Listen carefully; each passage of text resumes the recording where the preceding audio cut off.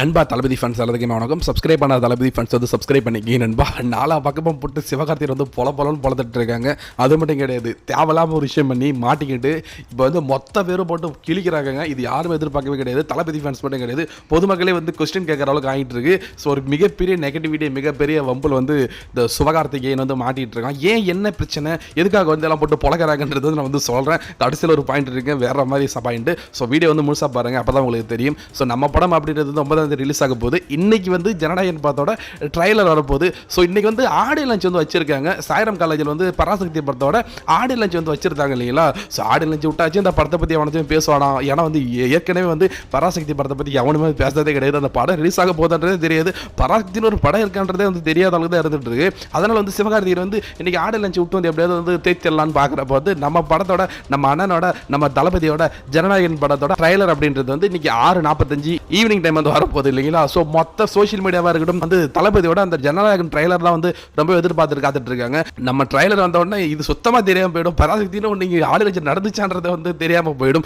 So அந்த மாதிரி ஒரு சம்பவம் வந்து நம்ம தளபதி வந்து ஏற்கனவே வந்து பண்ணிட்டாரு. அது மட்டும் கிடையாது, நாளைக்கு சன் டிவியில் வந்து பராசக்தி ஆடியோ லஞ்ச் போட போறாங்களாமா. உலகமே வந்து ஜீ தமிழ் பார்க்கணுன்றதா வந்து, ஏன்னா ஜீ தமிழில் தான் வந்து நம்ம தளபதி விஜயோட ஜனநாயகன் ஆடியோ லஞ்ச் அப்படின்றது நாளைக்கு ஈவினிங் வந்து போட போறாங்க. ஸோ முழுக்க வந்து மக்கள் வந்து சன் டிவியை ஓரம் கட்டிட்டாங்க. சன் டிவியை போட்டு எல்லாம் வந்து பொழக்க ஆரம்பிச்சிட்டாங்க. சன் டிவியை யாரும் பார்க்கறதே கிடையாது. என்ன விஷயம் அப்படின்னா வந்து சிவகார்த்திகேயனோட அந்த பராசக்தி படத்துல இருந்து வந்து கலைஞரோட அந்த ஒரு கெட்டப்ல வந்து சிவகார்த்திகேயன் போயிட்டு இருக்க மாதிரியான ஒரு ரிசம்பிளான ஒரு போட்டோ அப்படின்றது வந்து சோஷியல் மீடியால வந்துட்டு இருக்கு.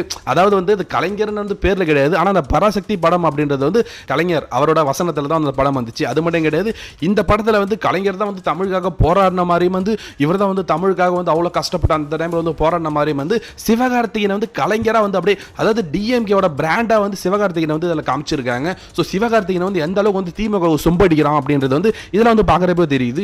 எவ்வளோ சொம்படிக்கிறது, எவ்வளோ ஒரு வன்மம் இருந்துச்சுன்னா வந்து இந்த படத்தில் வந்து சிவகார்த்திகேயன் வந்து நடிச்சிருப்போம் அப்படின்றது வந்து நீங்கள் வந்து பாருங்க.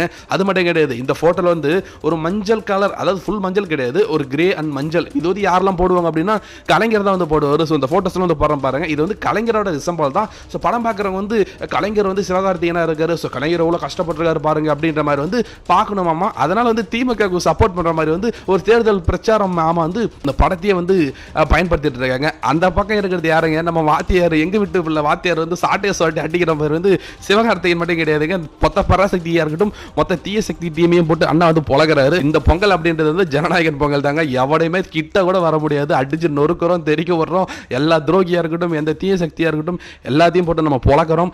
இன்னைக்கு நாளைக்கு அதன் பிறகு வந்து திங்கட்கிழமை ஆன்லைன் புக்கிங் ஜனநாயகன். ஸோ வேற லெவல் சம்பவம் இருக்க போது. சிவகார்த்திகேயன் தீய சக்தி, இவங்களை பத்தி எல்லாம் நினைக்கிறீங்க மறக்காம வந்து கமெண்ட்ஸ்ல சொல்லுங்க. சப்ஸ்கிரைப் பண்ணாதவங்க வந்து சப்ஸ்கிரைப் பண்ணுங்க நண்பா. தேங்க்யூ.